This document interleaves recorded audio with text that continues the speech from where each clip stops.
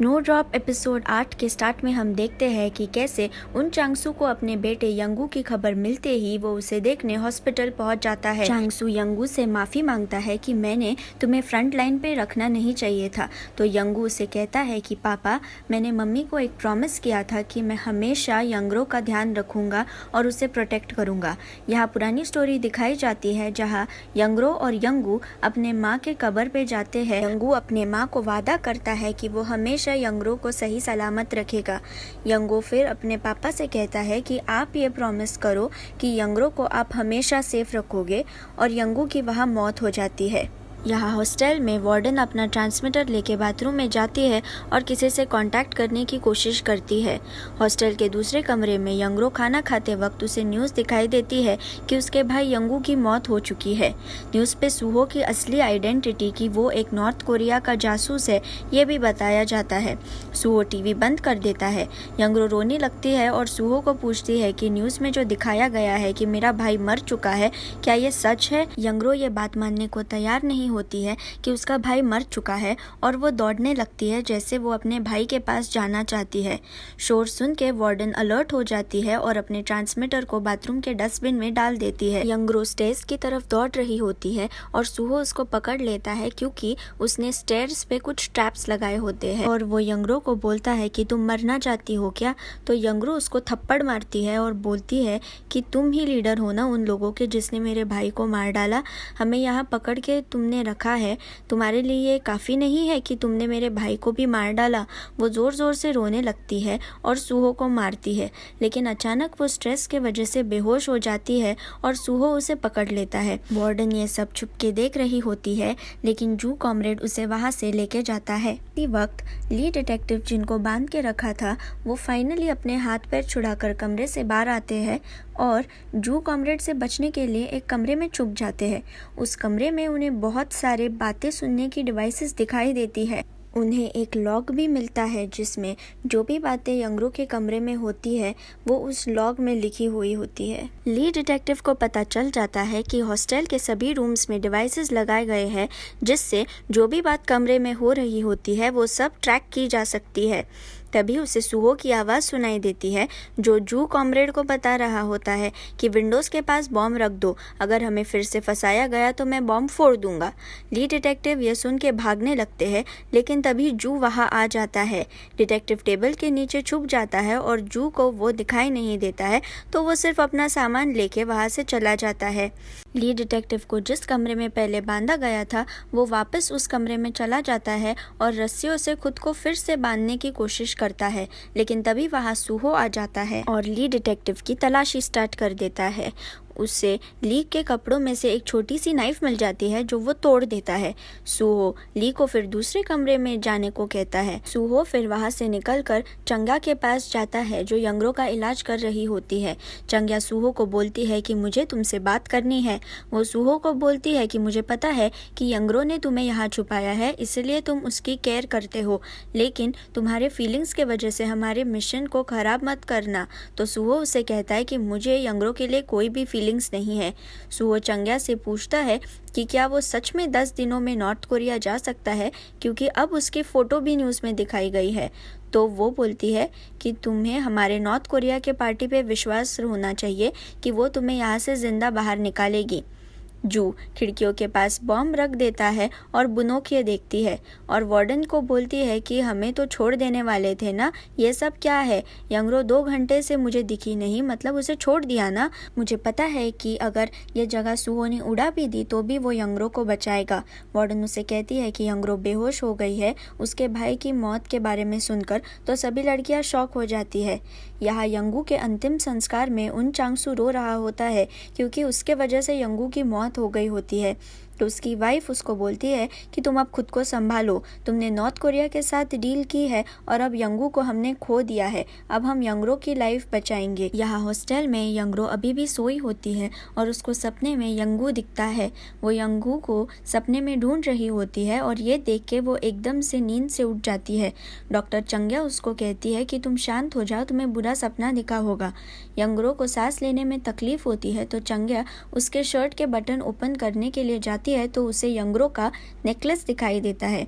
उसे याद आता है कि सूहो के गले में यही नेकलेस था और जब उसने सूहो को ये नेकलेस मांगा था तो उसने बोला था कि ये नेकलेस मेरे जान से भी मुझे प्यारा है, लेकिन वही नेकलेस अब यंगरो पहन के है। सूहो टीवी पे न्यूज़ देख रहा होता है जिसमें बताया जा रहा होता है कि यंगू अपने बहन के लिए लेटर लिखना चाहता था, लेकिन उसे जब ड्यूटी आई तो उसने सोचा कि मिशन के बाद वो लेटर लिखेगा, पर उसकी मौत हो चुकी है। यंगरो तभी वहाँ आ जाती है। सूहो उसे बोलता है कि तुम वापस अपने कमरे में जाओ, तो वो बोलती है कि मुझे प्लीज़ अपने भाई को एक आखिरी बार देखने दो। सूहो उसका हाथ पकड़ता है और खींचकर उसे कमरे के पास लेके जाता है। यहाँ उन चांगसू की वाइफ आन पुलिस हेड से फ़ोन पे बात कर रही होती है। वो बोलती है कि कल के न्यूज़ में बताओ कि कैसे उन चांगसू ने अपने बेटे की मौत होने पर भी देश को चुना ताकि कल को चांगसू प्रेसिडेंट बन सके। आन पुलिस हेड उसको कहते हैं आप बिल्कुल भी मत चिंता कीजिए।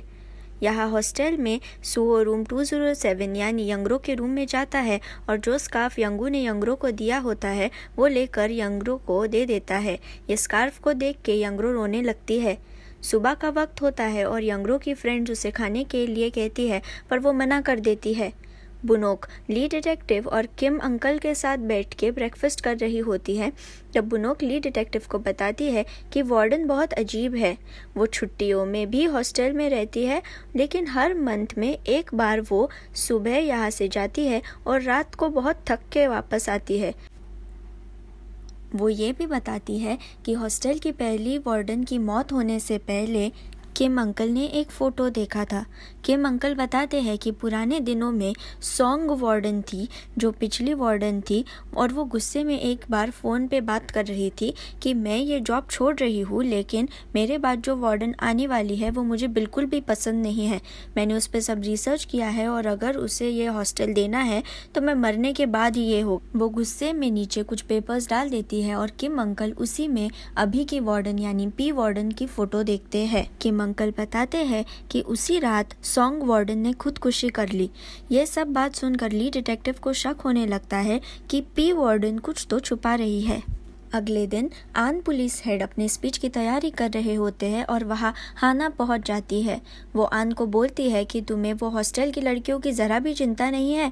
मैंने कहा था कि वहाँ बॉम्ब्स लगे हैं और वो सब लड़कियाँ कभी भी मर सकती है। आन बोलते हैं कि ये सब मेरे हाथों में नहीं है, मुझे ऊपर से जैसी ऑर्डर्स मिली है वैसे ही मैं करता हूँ, और वैसे भी उस हॉस्टल में ANSP के डायरेक्टर की बेटी है तो उन लड़कियों को कुछ भी नहीं होगा, अब तुम जाओ यहाँ से। आन पुलिस हेड अपनी प्रेस कॉन्फ्रेंस शुरू करते हैं और हाना ऑडियंस में एक आदमी को बोलती है कि क्या तुम मेरे साथ इन्वेस्टिगेशन करोगे। यहाँ हॉस्टल में चंग्या और सूहो न्यूज़ पे प्रेस कॉन्फ्रेंस देख रहे होते हैं। चंग्या सूहो को बोलती है कि तुम 30 लोगों को छोड़ दो ताकि हमें ही फ़ायदा हो। सूहो बोलता है कि उन चांगसू की बेटी को हम रखेंगे क्योंकि वो हमारी जान को बचा सकती है। सूहो अनाउंस करता है कि मैं आज 30 लोगों को यहाँ से जाने दूंगा। वार्डन लिस्ट पढ़ना शुरू करती है। यंगरो को थोड़ा होप होता है कि अगर उसे जाने दिया गया तो वह यंगू से आखिरी बार मिल सकती है। सूहो नामटेल को फ़ोन करता है और बोलता है कि मैं 30 लोगों को छोड़ रहा हूँ। तो नामटेल पूछता है क्यों? अभी उन्हें मत छोड़ो, सिर्फ चंग्या को जाने दो। सूहो बात की तरफ ध्यान नहीं देता और नामटेल को कुछ इम्पोर्टेंट सामान की लिस्ट देता है जो हॉस्टल में ज़रूरी है और कहता है कि ये सब सामान हाना के साथ भेज देना। वार्डन ने सारे नाम डिक्लेयर किए होते हैं और रूम 207 में से एक भी नाम नहीं बुलाया जाता। तो 207 की लड़कियां आपस में बात करती है कि सूहो को पता है कि यंगरो का भाई मर चुका है, फिर भी उसे नहीं जाने दे रहा है। हमने सूहो को बचाने के लिए कितना कुछ किया। जंगमिन सजेस्ट करती है कि हम वार्डन पी को बोले कि यंगरो को जाने दो। तभी बुनोक बोलती है कि वार्डन इतनी भी अच्छी नहीं है। वार्डन को सुनाई देता है और वो बुनोक को गर्म पानी लाने को कहती है। बुनोक पानी गर्म करने को रखती है तो उसे एक बैग दिखाई देता है जिसमें पैसे होते हैं। वो बैग देख रही होती है तभी सांगबोम जो किम अंकल का बेटा होता है वो वहाँ आता है और पैसे अपने पास छुपाने लगता है। उस बैग में जो गन होती है वो भी वो अपने पास रख लेता है। बुनोक बोलती है कि ऐसा मत करो, हम सब इसके वजह से खतरे में आ सकते हैं। मैं अभी सबको बता देती हूँ कि तुमने चोरी की। सांगबोम गुस्से में बुनो की गर्दन पकड़ लेता है, लेकिन तभी वहाँ जू आ जाता है और सांगबोम को मारने लगता है। सांगबोम झूठ बोलता है कि उससे बुनोक ने कहा कि चोरी करो, पर जू उसकी कुछ बात नहीं सुनता है और उसको मारते मारते बाहर लेके जाता है। सांगबोम छुपाई हुई गन बाहर निकालता है और जू की तरफ पॉइंट करता है। वो शूट करता है, लेकिन गन में गोली नहीं होती है। जू फिर से सांगबोम को मारना शुरू कर देता है और ग्रैंडमा और किम अंकल उसे रोकने की कोशिश करते हैं, पर वो ध्यान नहीं देता है। तभी लीड डिटेक्टिव जोर से चिल्लाते हैं कि तुम मुझे शूट करो, वो बुढ़े आदमी को क्यों परेशान कर रहे हो। जू अपनी गन लीड डिटेक्टिव के सिर पे रखता है, लेकिन सुहो वहाँ आता है और उसे रोक देता है और कहता है कि इन अंकल लीड डिटेक्टिव और सांगबोम को प्रेयर रूम में बंद कर दो। प्रेयर रूम में लीड डिटेक्टिव अपनी रस्सियाँ खोल देते हैं और अंकल को भी छोड़ देते हैं। किम अंकल उसे बोलते हैं कि यहाँ से बाहर निकलने का एक तरीका है और उसे वो बाहर जाने का रास्ता दिखाने लगते हैं। लीड डिटेक्टिव वो रास्ते से बाहर पहुँचते हैं जहाँ मिलिट्री की टीम खड़ी होती है। वो उनसे कहते हैं कि अभी के अभी अंदर चलो। मिलिट्री टीम आन पुलिस हेड को पूछती है कि क्या करना है। तभी नामटेल बोलते हैं कि उस लीड डिटेक्टिव को फिर से अंदर भेज दो। लीड डिटेक्टिव मिलिट्री टीम को फिर से एक बार बोलते हैं कि तुम लोग अंदर चलो, तो टीम का लीडर बोलता है कि हमें ऑर्डर मिली है कि अंदर ना जाए, और लीड डिटेक्टिव बोलता है कि किसने ऐसी ऑर्डर दी है। तो मिलिट्री टीम उस पर शूट करना शुरू कर देती है और उसे बोलती है कि अभी के अभी तुम अंदर जाओ, नहीं तो हम तुम्हें गोली मार देंगे। ये सब शोर सुनकर सुहो और जू भी बेसमेंट के पास आ जाते हैं और उन्हें समझ आ जाता है कि कोई तो यहाँ से निकलने की कोशिश कर रहा था। लीड डिटेक्टिव भागकर सर्वेलेंस रूम में खुद को बंद कर लेते हैं। सुहो और जू दोनों प्रेयर रूम में जाते हैं और किम को पूछते हैं कि लीड डिटेक्टिव बाहर कैसे निकले। किम अंकल उन्हें भी रास्ता दिखाते हैं। असल में लीड डिटेक्टिव हॉस्टल के अंदर ही होते हैं। लीड डिटेक्टिव वो रिकॉर्डिंग सुनते हैं जब चंग्या और सुहो कुछ घंटे पहले बात कर रहे होते हैं। सुहो और चंग्या उस रिकॉर्डिंग में बोल रहे होते हैं कि साउथ कोरिया में इलेक्शंस होने वाली है, इसीलिए ANSP इस सिचुएशन का पूरा फायदा उठा रही है। चंग्या ये भी कहती है कि हमारी पार्टी ने तुम्हारी जान बचाने के लिए मुझे बोला है, इसलिए तुम उनके लिए बहुत इम्पोर्टेंट हो। लीड डिटेक्टिव सुन के बहुत हैरान हो जाते हैं कि डॉक्टर चंग्या भी एक नॉर्थ कोरियन जासूस है। डिटेक्टिव ली को समझ में आ जाता है कि नॉर्थ कोरिया और साउथ कोरिया में कुछ तो डील हुई है और ये सब जो गर्ल्स हॉस्टल में हो रहा है और प्रोफेसर हान की भी मौत, ये सब कुछ प्लान्ड था सिर्फ इलेक्शंस जीतने के लिए। उन्हें कभी पकड़े हुए लोगों को बचाना ही नहीं था, उन्हें सिर्फ इलेक्शंस के लिए यूज़ किया जा रहा था। यहाँ सुहो नामटेल को फ़ोन लगाता है और पूछता है कि गन फायर क्यों हुआ था, तुम हमें मारना चाहते हो क्या। तो नामटेल उसको बोलता है कि लीड डिटेक्टिव वहाँ से बाहर निकला था, तो हमारी टीम ने उसे फिर से अंदर भेजने के लिए गोलियाँ चलाई। वो सुहो को बोलता है कि लीड डिटेक्टिव पे ध्यान रखो कि वो फिर से बाहर ना निकले, ताकि तुम 9 दिनों के बाद तुम्हारे घर जा सको। सुहो को अब पता चल गया है कि लीड डिटेक्टिव कहीं हॉस्टल में ही छुपा है। वो सोचता है कि अगर ANSP अपने खुद के एजेंट यानी लीड डिटेक्टिव के साथ ऐसा कर सकते हैं, तो क्या वो सच में हमें यहाँ से जाने देंगे। लीड डिटेक्टिव ये सभी बातें सुनकर सर्वेलेंस रूम से बाहर निकलता है तो उसे सामने जू दिखता है। दोनों में हाथापाई चालू होती है और डिटेक्टिव जू का गला दबा रहा होता है। तभी पीछे से सुहो आ जाता है और लीड डिटेक्टिव के सिर पे बंदूक लगा देता है। जू लीड डिटेक्टिव को लेके दूसरे कमरे में जाता है और वहाँ सुहो उसको बताता है कि कल हाना आने वाली है और अगर तुम हाना को जिंदा देखना चाहते हो तो तुम शांत बैठो। लीड डिटेक्टिव सुहो को बोलता है कि तुम्हें सच में लगता है कि ये लोग तुम्हें यहाँ से बाहर जाने देंगे? तुम्हें अभी भी समझ नहीं रहा है क्या कि ये सब प्लान्ड है इलेक्शन जीतने के लिए? वो जीतने के लिए कुछ भी करेंगे और अगर तुमने यहाँ किसी को भी मारा तो वो इलेक्शंस भी जीत जाएंगे और तुम्हें भी मार डालेंगे। सुहो से बताता है कि ये सब साउथ कोरिया में होता है जहाँ पार्टी अपने लोगों को मरने देती है, लेकिन मेरी कंट्री ऐसी नहीं है, वो हमें कभी भी अबैंडन नहीं करेगी। लीड डिटेक्टिव उसे बोलता है कि तुम नींद से उठो, हमें इस गेम में सिर्फ यूज़ किया जाएगा और फेंक दिया जाएगा। तो सुहो उसे बोलता है कि मैं मेरी कंट्री के लिए कुछ भी करूँगा, मुझे यूज़ किया जाए तो भी। हॉस्टल के बाहर रिपोर्टर्स खड़े हुए होते हैं और उन्हें देखकर सुहो फिर से लीड डिटेक्टिव की कही हुई बात के बारे में सोचता है कि कैसे ये सब इलेक्शंस में जीतने के लिए हो रहा है।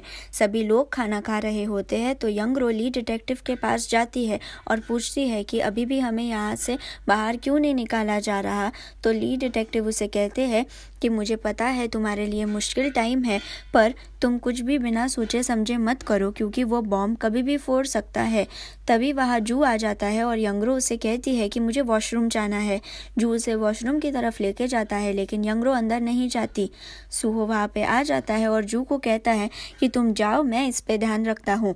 यंगरो सूहो को कहती है कि मुझे थोड़ी देर आराम करना है, तो सूहो उसे कहता है कि तुम मेरे साथ चलो। सूहो यंगरो को लेकर दूसरे कमरे में जाता है और उसके हाथ को बैंडेज लगा के देता है। यंगरो उससे फिर पूछती है कि मेरा पेपर प्लेन तुम्हारे पास कैसे आया, तो वो बोलता है कि मेरे पीछे जब पुलिस पड़ी थी तब मुझे वो मिला था, अब तुम सो जाओ। यंगरो से बोलती है कि तुम अगर भाग रहे थे तो तुमने भाग जाना चाहिए था ना, यहाँ क्यों आए। सूहो उसे बताता है कि मैं तो श्राइन में छुपने की कोशिश कर रहा था, अगर मुझे पता होता कि वो गर्ल्स हॉस्टल का एक पार्ट है तो मैं यहाँ कभी भी नहीं आता। सूहो उसे सॉरी बोलता है क्योंकि उसकी भाई की मौत हो चुकी है और वो उसे कहता है कि ये सब 9 दिन में ख़त्म हो जाएगा। मुझे यहाँ किसी को भी हर्ट नहीं करना है और मुझे सच में तुम्हें यहाँ से जाने देना है, लेकिन मेरी मजबूरी की वजह से मैं ऐसा नहीं कर सकता। ये बात सुनकर यंगरो उठती है और सूहो को बैक हग करती है।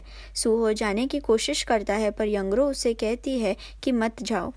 सूहो यंगरो का हाथ निकालता है और अपने हाथों में पकड़ लेता है और अचानक यंगरो को वो हक कर लेता है। हक करते वक्त यंगरो सूहो के पॉकेट में से रिमोट ले लेती है और सूहो को धक्का मार देती है। वो उसे बोलती है कि यही है ना वो रिमोट जिससे बॉम्ब फटेगा। सूहो सिर्फ उसकी तरफ दुखी होकर देखता है और यहाँ एपिसोड 8 खत्म हो जाता है। अगर आपको मेरा वीडियो पसंद आया तो उसे लाइक ज़रूर कीजिए और मेरे चैनल को सब्सक्राइब करना ना भूलिए। Thank you.